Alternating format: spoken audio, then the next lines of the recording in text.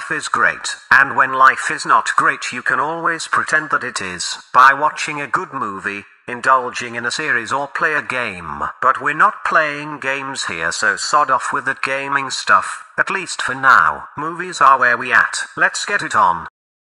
The Wicked Die Slow is a 1968 Western exploitation movie with the general theme of rape and revenge. We follow several characters who experience and perform non-consensual sex or slightly forced sex on women they encounter, followed by those same people getting shot and killed by affected or random parties. The synopsis claims that we follow a notorious gunfighter and his Mexican sidekick, but this is only partially correct. There is some semblance of a plot and story continuation, but it's quite disjointed. The violence and portrayal of rapage is tame. There are many films that are a lot more gruesome with this subject matter. Overall, this movie feels low budget and slightly anachronistic with its clothing and comes over more as comedic than serious. My suspicion is that this comedic note was unintended since, for me, it became comedic due to the fact every single line in the movie is dubbed and features some of the worst line delivery I've heard. And of course the copious amounts of laughing. Well, looks like a boyfriend with a hole in his arm. To call The Wicked Die Slow one of those movies so bad it becomes good is an overstatement, but definitely watch it for the sheer ridiculousness of it. Check that.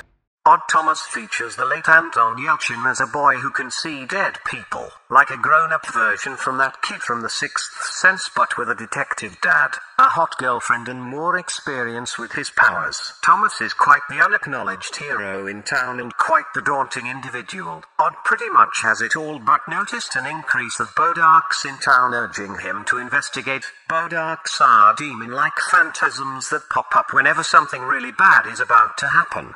And judging from the amount of them in town now, this is gonna be apocalyptic. So we venture with Thomas and his cute girlfriend as they figure it out and perhaps save the day in an extremely teenage MTV-like feel due to the usage of voiceovers and snappy camera work. All the people are beautiful, everything looks bright, the monsters look nasty, the horror is kid-friendly, making this a movie mostly aimed at preteens and teens in my opinion. I did enjoy Odd Thomas for what it is. The ending had me a little bit disappointed as it left me with a sort of feeling there would be sequels. There were not, at least not in movie form. There are 6 books written based on the movie, however, so people who enjoy this can venture into the written word to get that continuation I expected. Check that. Sherlock Holmes has been a pet peeve for me ever since I read The Hound of the Baskerville when I was a child. In this movie, none other than Roger Moore portrays the world's most famous detective as he sets sail to New York after a scorned Moriarty threatens to harm his love, Miss Irene Adler, played by Charlotte Rampling. Arriving in New York, the game is quickly set afoot as he has to deal with both the kidnapping of Adler's son as well as the theft of World Nation's gold deposits from a New York bank. Moore is okay as the quirky and highly intelligent Holmes, but he most certainly is not the best depiction of our famous detective. Dr. Watson sounds weird and Rambling doesn't quite resemble the feisty dame we know Adler to be from other series and movies. Overall, Sherlock Holmes in New York is an enjoyable but dated telling that definitely has its place in the lore. There are, however, so many more stories that are delivered and written better than this one that I would recommend keeping this one for a later time. I would suggest my all-time favorite, The Adventures of Sherlock Holmes with the one and only Jeremy Brett. Check that. Ryan Reynolds plays a typical Ryan Reynolds as an NPC in a video game, much like Grand Theft Auto Online. As an NPC, he has to endure all the chaos and violence players inflict on them every day, and they all think it's a grand old time. One day, however, he encounters a player humming a quite catchy song by a one big boobed bombshell, and at that moment, he falls in love and becomes sentient. Whatever follows is an expected romantic comedy about 2 people meeting each other while facing quite extravagant game-related events keeping them from their goal. Insert a real-life plot where an evil game company head developer played by Taiko I'll destroy your mythos in a minute baby woke titty who uses a very annoying accent to give us a very annoying character minus all the sexual abuse that apparently many of these developers do these days, at least. So, exclaimed, regardless, Free Guy is a movie that for me lost its potential quickly. Much like the animated film Wreck-It Ralph, it's filled with winks and nods to these types of games and what players do in them, and also features a bunch of member berries and cameos that are crammed together in a short scene. Cause, you know, people love nostalgia, and yes, it works, but it sure doesn't make the movie better. Overall, Free Guy is a summer popcorn movie that's good for the whole family. It has enough to keep you going. Ryan Reynolds is charming, but his shtick is getting old. Free Guy plays it a little too safe to be above average. Check that.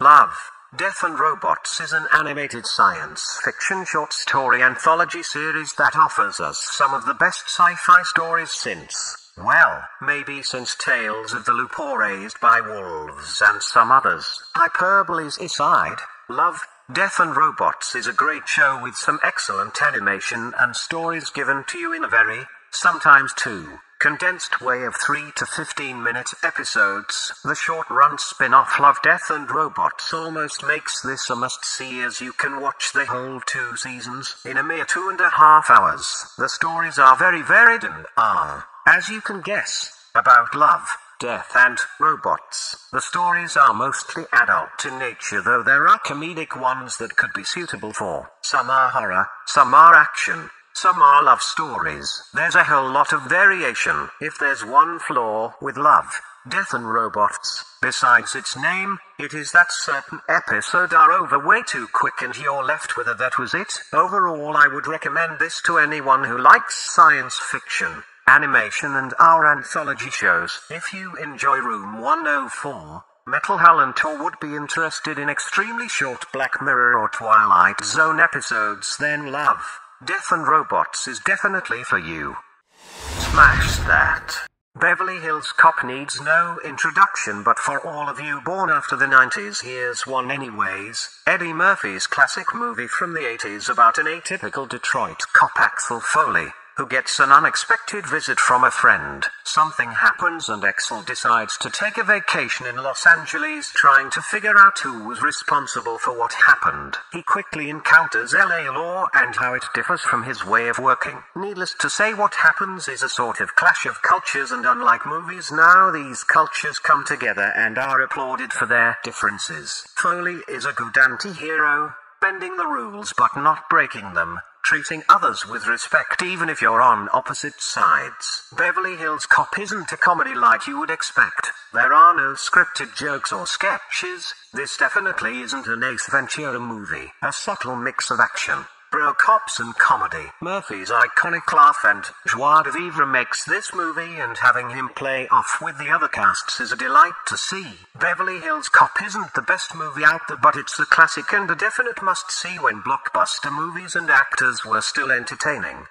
Smash that. Right from the start, MegaForce promises something amazing. From the intro reminiscent of the A-Team, including voiceover intro text and catchy militaristic music, the quirky cast and members of the team, to the inclusion of Edward Devon Mulhare and high-tech bikes and other vehicles like Knight Rider or Broken Bar, even to the visuals that seem right out of Battlestar Galactica from the 70s and 80s are Broken Bar. MegaForce is a team of highly trained mercenaries who have the most advanced weapons and vehicles and a pretty nifty base that can sustain a nuclear blast. They are called upon to save a peaceful country from a neighboring country trying to invade the peaceful country. Ace Hunter, played by Barry Bostwick, and his team ride out to save the day. MegaForce, due to the parallels with many 80s TV shows, feels like a pilot episode for a series that never came to pass. The characters, vehicles, plot and music would have made for an excellent Stephen J. Cannell series that would have predated such classics as The A-Team and Knight Rider. MegaForce isn't the best movie out there.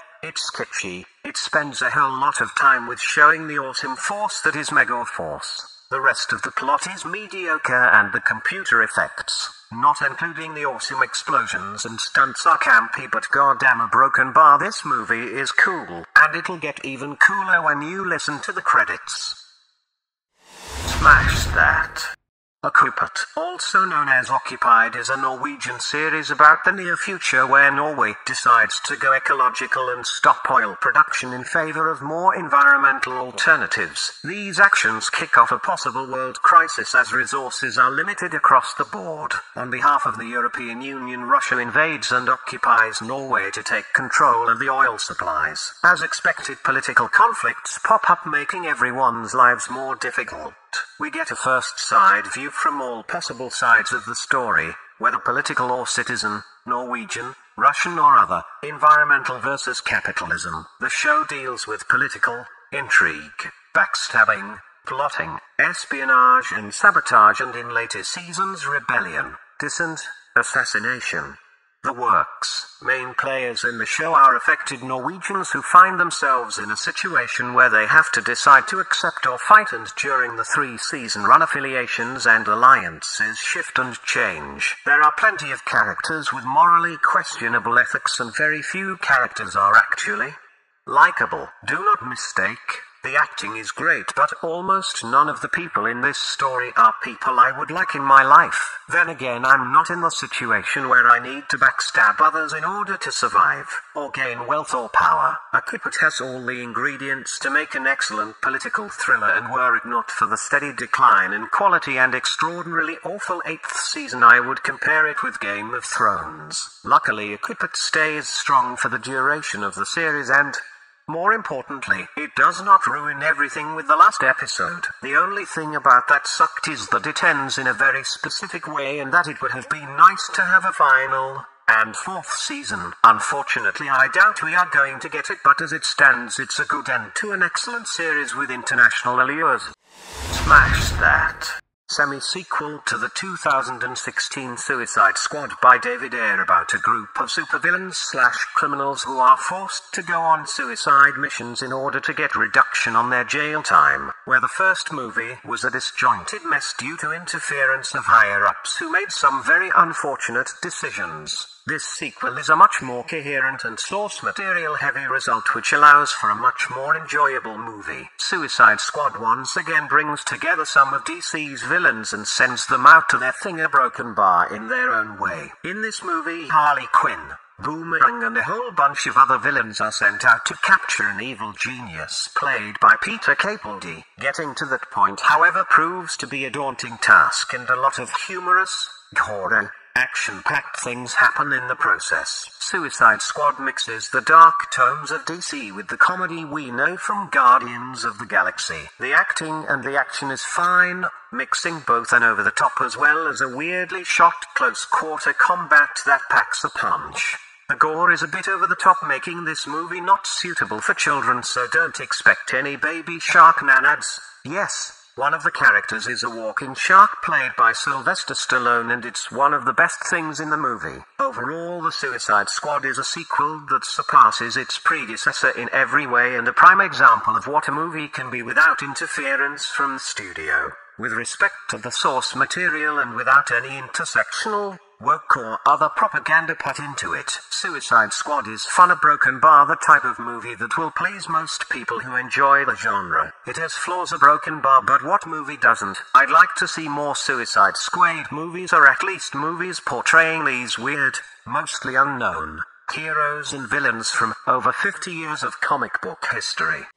Smash that. Tales from the Loop is a special, semi-anthology science fiction show based on a tabletop role-playing game by the same name. We are brought to a small scientific town on top of a large machine called the Loop. I'm not gonna go into the specifics of the science, so just consider that to be some kind of large hadron collider that has quite the effect on what happens in the town. Each episode gives us the story of a person in the loop and gives us a glimpse into the area they are living in and what strange things happen. As the season progresses, the stories will flow over each other and a very nice conclusion will be offered to the viewer at the end. A lot of imagery in the show is based on the paintings by Simon Sta. Currency Lenhag, which were also used for the RPG. This show doesn't need spoilers, but if you are on the fence to watch these, be sure to Google these images and see what the possible stories will be about. The genius of Tales from the Loop is that everything that is possible in the series flows over from the paintings to the role-playing game. It's great storytelling based on two mediums that automatically create stories. It's endearing, exciting, and definitely a show that will leave a mark on your soul after finishing it. It's a shame a second season was never offered, but seeing the work exists in another medium, you can easily revisit the Loop again. Smash that.